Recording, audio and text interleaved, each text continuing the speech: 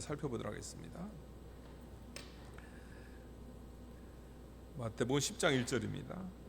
예수께서 그 12 제자를 부르사 더러운 귀신을 쫓아내며 모든 병과 모든 약한 것을 고치는 권능을 주시니라.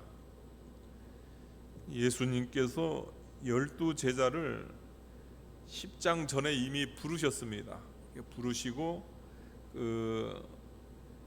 예수님께서 그들과 같이 이렇게 공생의 사역 이렇게 시작을 하셨는데요. 그때는 정식으로 사도로 이렇게 그들을 부르시고 그들에게 이 사도의 사명을 준 것이 아니고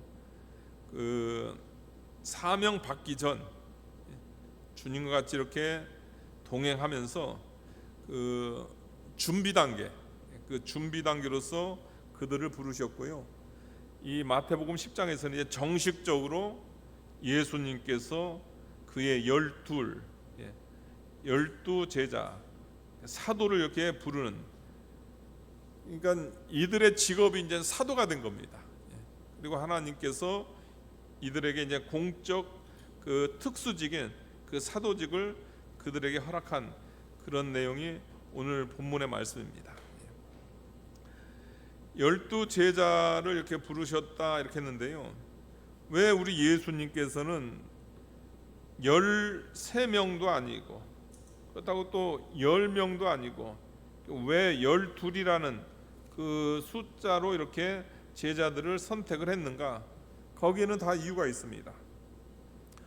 여러분들 잘 아시는 대로 이스라엘은 12지파를 여러분들 알고 있습니다. 그러니까 교회의 교회의 시작을 이제 12지파 이걸로 이렇게 시작을 했는데요. 그런데 예수님 공생의 사역하실 때 거기에 대한 것이 심해졌습니다. 그러니까 나라 잃은 지는 수백 년 됐고, 그러면서 교회 회복에 대한 그런 희망이 다 사라진 그 시기에 우리 예수님께서 12 사도를 세워가지고 다시금 다가오는 그 교회 회복을 알려주기 위해서 우리 주님께서 12 제자를 이렇게 선택한 겁니다. 교회 회복이 우리 주님을 통해서 다시금 시작이 된다, 그런 의미에서 이 12명을 택한 거고요. 12 사도를 부르시고 그 다음에 더러운 귀신을 쫓아내며 모든 병과 모든 약한 것을 고치는 권능을 주셨다. 사도들에게 우리 주님께서 권능을 주셔가지고 그 권능으로 귀신도 쫓아내고 병도 고치는 귀한 능력을 이렇게 나타내게끔 하셨다. 예수님께서 왜 사도들에게 그 직분만 주신 것이 아니고 권능까지 왜 주셨는가? 이 사도직은 여러분들 신적인 겁니다.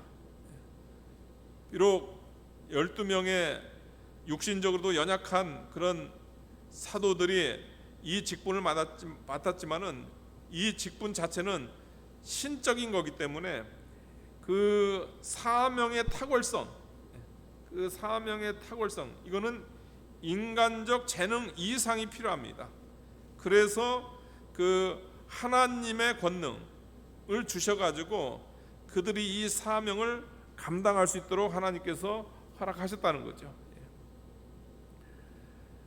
그래서 2절 보니까요, 12 제자의 이름은 이러하니 12 사도의 이름은 이러하니 베드로라는 시몬을 비롯하여 그의 형제 안드레와 세베대의 아들 야고보와 그의 형제 요한, 빌립과 바돌로메, 도마와 세리마테, 알페오의 아들 야고보와 다데오, 가나안인 시몬 및 가룟 유다 곧 예수를 판 자라. 12명을 선택했는데 그 12 사도의 이름이 나옵니다. 그러니까 2절부터 여러분들 15절까지 원래 이제 10장 전체가 그 전도에 관한 그런 말씀인데요. 특별히 이 전반부에 있는 2절부터 15절까지는 12명의 사도들에게 단기간 내 그 전도에 관한 그 내용입니다. 그러니까 15절까지의 그 내용은 그 12사도에 국한된 그런 내용이라는 거죠. 이 내용을 일반 그 사명자들에게 적용하게 되면은 그것은 맞지 않습니다. 우리가 그런 차원에서 이 말씀을 그 다음 주까지 그 내용을 우리가 살펴보면 될 것 같습니다. 12사도를 이렇게 부르셨는데요. 그 12사도의 이름이 이렇게 나오는데요. 사도라는 그 이름의 뜻은 뭐냐면요, 여러분들 잘 아시는 대로 보냄을 받은 자, 이거는 특수직입니다. 여러분들 특수직이고, 이거는 예수님께서 보낸, 예수님께서 세운 그 사람들만 사도입니다. 이 시대에 신사도 운동을 해가지고 각 지역에 사도들이 있다. 그 신앙 엘리트주의 있는데요, 그거 다 이단입니다. 잘못된 겁니다. 사도는 이 12사도, 거기 이제 가룟 유다 대신에 사도 바울이 들어갔잖아요. 12사도 외에는 사도가 없습니다. 특수직입니다. 항존직이 있는데, 항존직은 뭐냐면 교회가 있는 동안에 계속 있는 직분, 그게 항존직입니다. 그것은 이제 목사, 장로, 집사제도, 이거는 교회가 있는 동안에 계속 있는 겁니다. 근데 이 사도 같은 경우에 특수직이어서요, 사도 요한이 죽은 이후로 더 이상의 사도는 없는 거죠. 사도는 예수님께로부터 보냄을 받은 자다. 사도라는 뜻의 이름은 예수님이 보냈다, 그런 의미가 있는 거고요. 예수 그리스도로부터 정권을 위임받아 복음 전파를 위해 파송된 특사, 또한 새 언약의 공동체인 신약 교회 설립과 확장에 선도적 역할을 감당할 예수의 증인들이라는 뜻으로 이해할 수 있다. 이게 바로 사도입니다. 좁은 의미로 사도행전 1장 21절에 보게 되면요, 요한의 세례로부터 예수 승천까지 예수와 동행한 자, 이런 사람이 좁은 의미의 사도입니다. 그러니까 예수님 승천까지 있었던 사람이 사도예요. 그러나 지금 다 예수님의 승천 이후잖아요, 여러분들. 근데 자기가 사도라고 하면 그게 사도입니까? 그 이단이지. 그 다음에 예수께서 친히 세우신 자, 세 번째로는 예수님의 부활을 목격자면서 증언할 자, 이것이 바로 좁은 의미의 사도다, 이것을 이야기하고 있습니다. 제일 첫 번째 인물 베드로가 나오는데요, 베드로라는 시몬, 이렇게 나옵니다. 시몬이란 뜻은 뭐냐면 듣다입니다. 베드로의 본명이죠.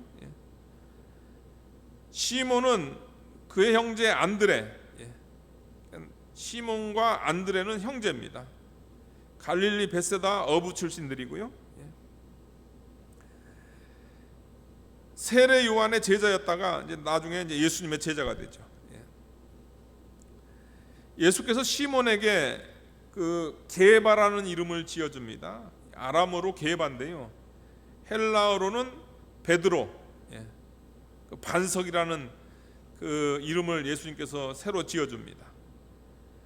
베드로 같은 경우는 그의 제자 명단에서 항상 그 첫 자리를 이렇게 차지하게 되는데요, 그의 인격이나 지위가 선천적으로 탁월해서 그런 것이 아니고 대표성, 우선성에 의해서 예수님께서 베드로를 먼저 불렀다, 우리가 그것을 알아야 됩니다. 로마 캐톨릭이 그 베드로를 초대 교황으로 해가지고 자신들의 그 우월성을 이렇게 주장하는데 그거 잘못된 겁니다. 그거하고 상관없어요. 우리는 그거 인정하지 않습니다. 예수님 십자가 지실 때 예수님을 3번 부인했다가 나중에 예수님의 십자가 부활 사건 이후 신실한 예수님의 증인이 돼서 초대교회의 기둥과 같은 그 역할을 감당을 하고요. 그 전설에 의하면은 바벨론까지 이렇게 선교 활동하다가 말년에 로마에서 십자가에 거꾸로 매달려 순교하게 됩니다. 두 번째 이름은 안드레입니다. 안드레란 이름의 뜻은 뭐냐면 용감한 자, 남자라는 의미가 있고요. 베드로의 형제고 어부 출신입니다.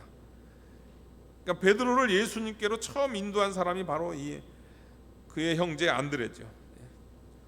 전설에 의하면은 그 헬라 지역이라든가 지금의 터키 등지에서 이렇게 선교를 하다가 AD 70년경에 파트라라는 지역에서 X자형 십자가에 이렇게 달려 이렇게 순교하게 됩니다.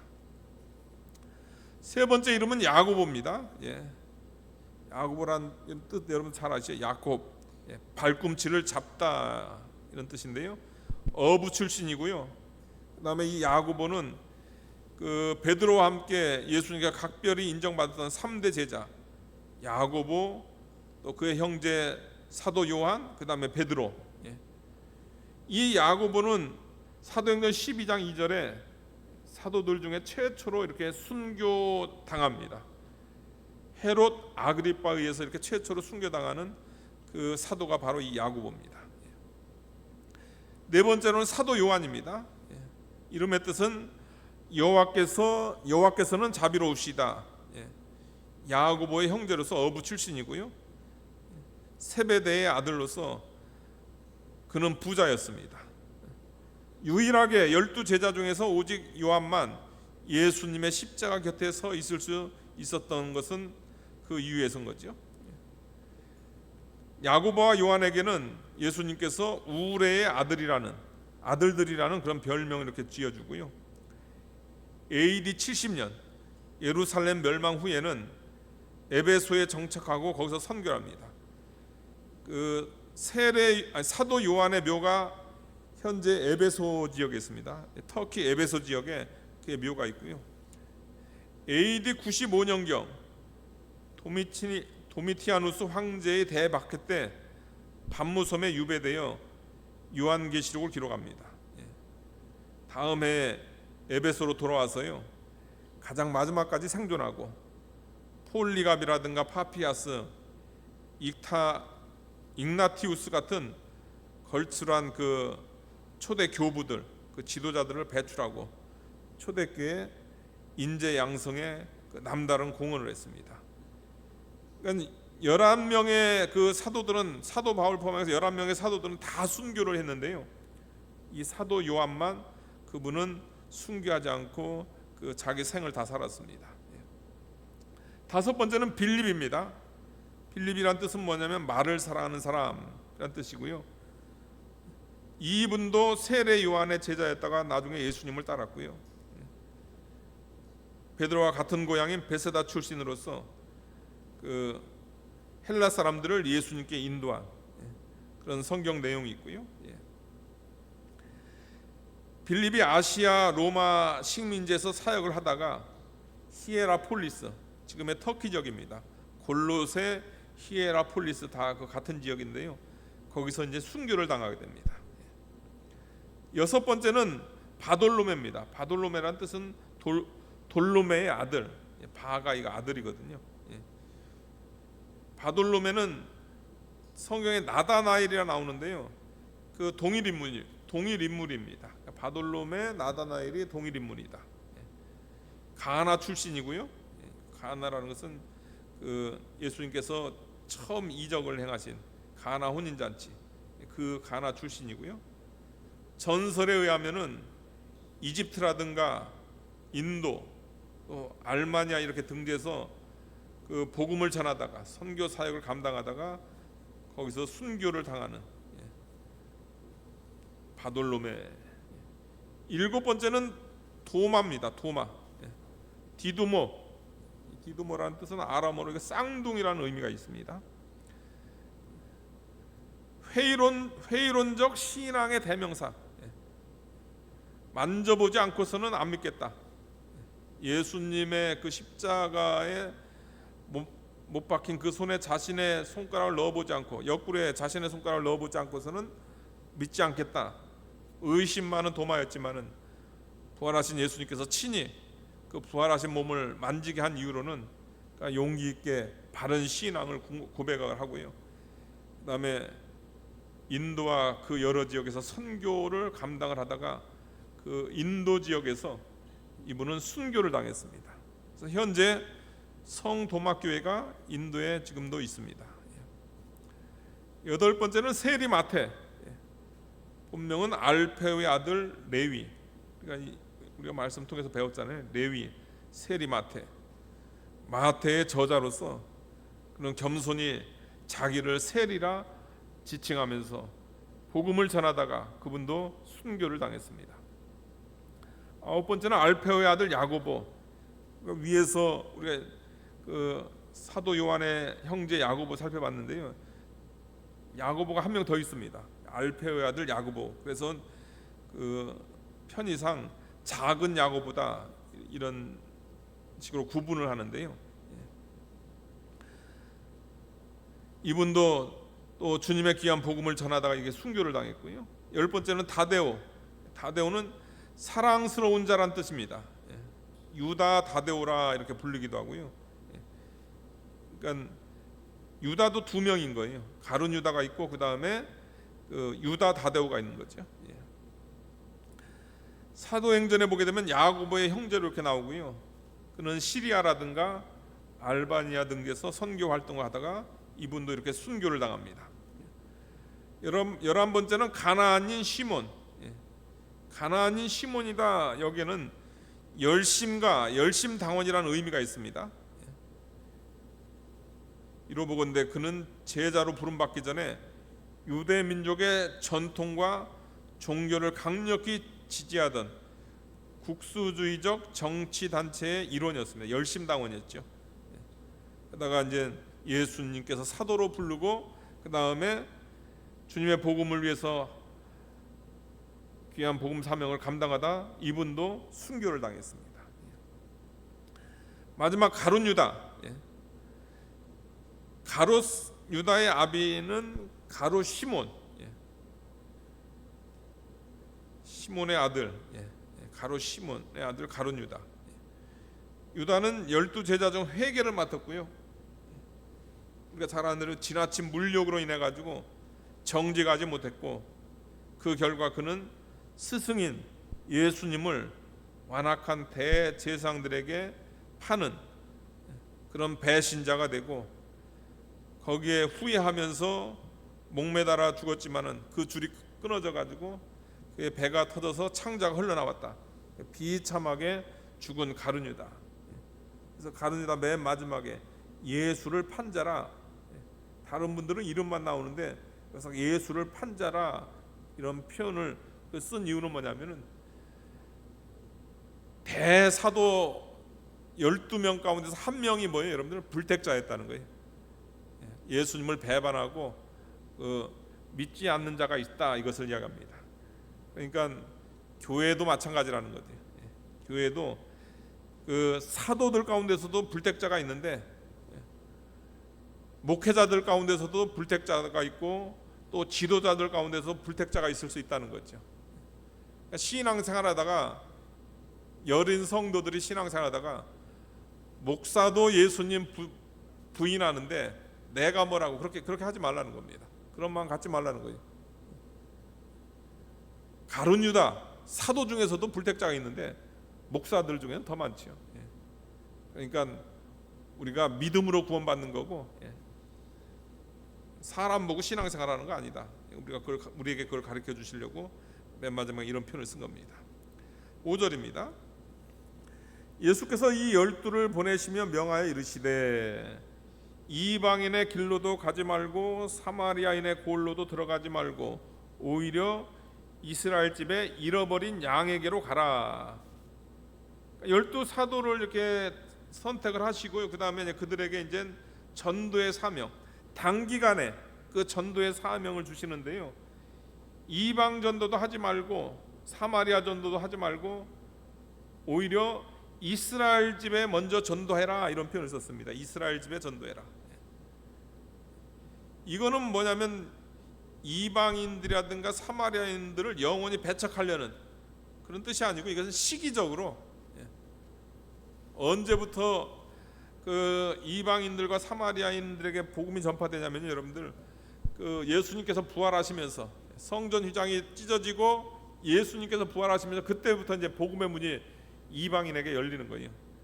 그거 전이기 때문에 시기적으로 이스라엘에게 복음을 전하라 이렇게 이야기하고 있는 거죠. 이스라엘 백성들은 그 아브라함과 하나님과의 그 특수 언약 관계 속에서 그들을 하나님께서 먼저 선택을 했습니다. 또 유대인 가운데서 예수님께서 오시는 거고요. 그러니까 그런 특수적 의미에서 이제 이스라엘에게 먼저 복음을 전하라 이렇게 이야기하고 있습니다. 근데 그 이스라엘을 향해서 어떤 표현을 썼냐면요, 잃어버린 양, 이스라엘 집에 잃어버린 양에게로 가라 이런 표현을 썼어요. 왜 예수님께서 2000년 동안 하나님께서 당신의 백성으로 선택하고 그렇게 양육했는데 이들을 향해서 이렇게 잃어버린 양이라 했는가? 실제적으로 당시 유대인들, 지금도 마찬가지고요, 진짜 잃어버린 양이었습니다. 예수님께서 오셨는데도 예수님을 알아보는 사람 그렇게 많지 않았어요.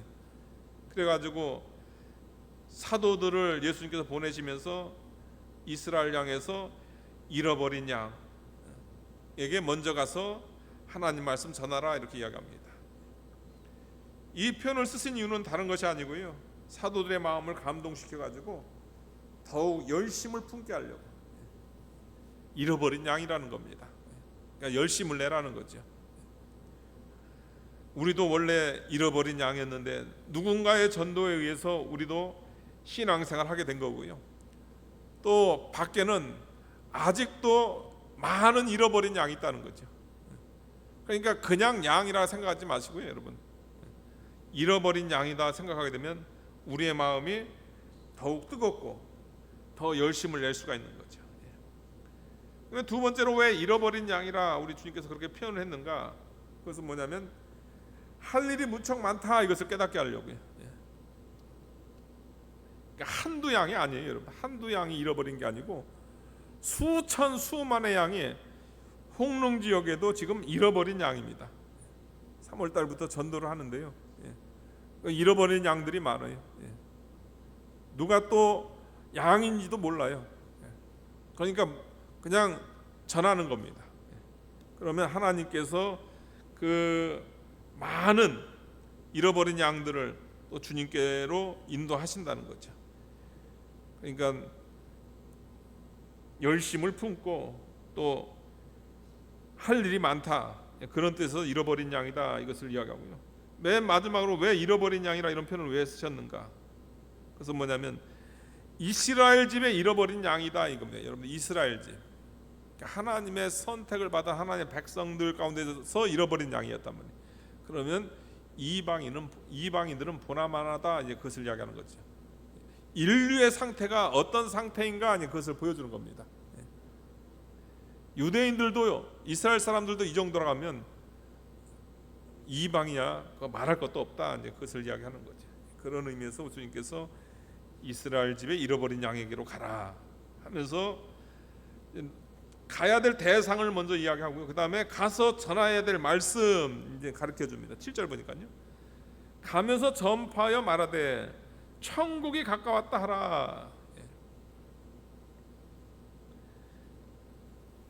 가면서 전파하는데 그 내용이 뭐냐면 여러분들, 천국이 가까웠다, 천국에 관한 그 복음 메시지를 전하라 이렇게 명령을 하고 있습니다. 예수님 믿으면은 돈 많이 벌어요. 예수님 믿으면 병 고쳐요. 그런 거 얘기 안 하고 뭘 얘기해요, 여러분들? 천국이 가까웠다.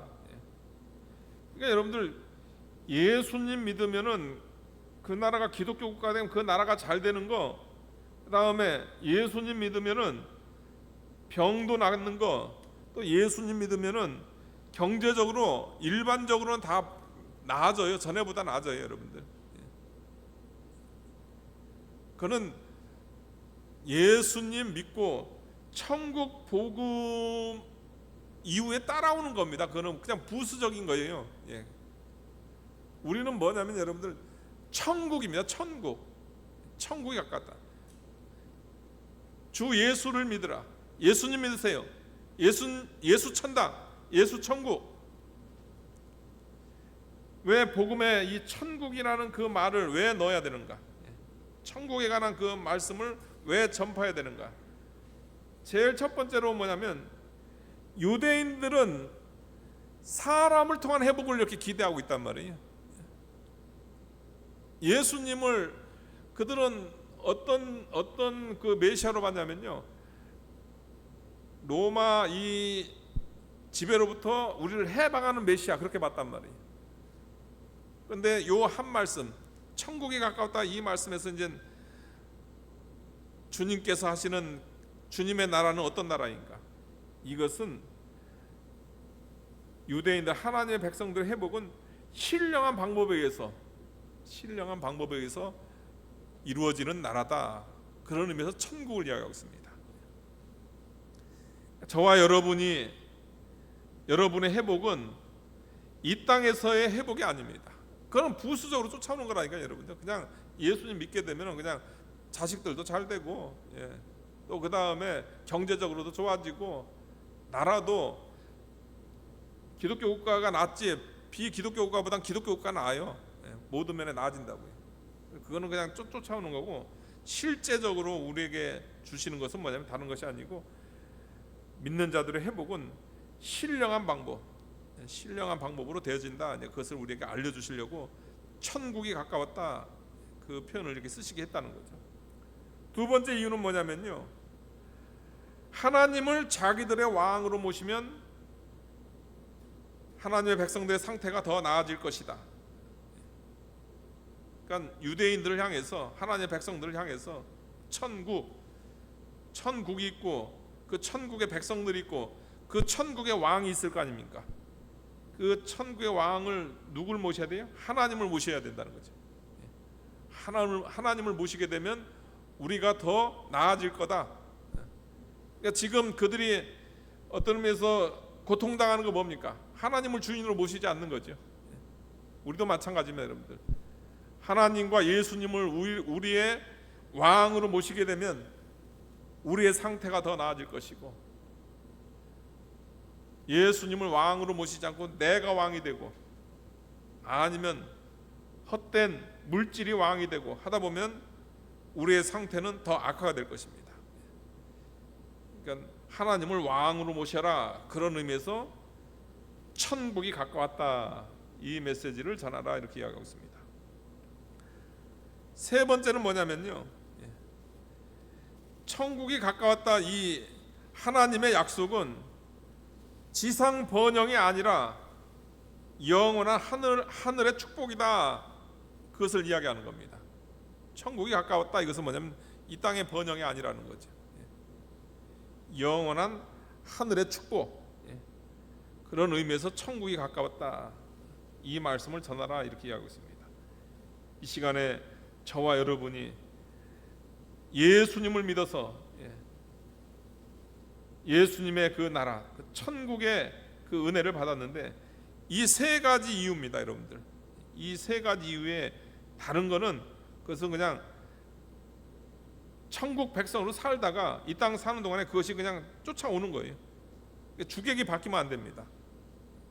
우리의 참된 회복은 신령한 방법으로 된다.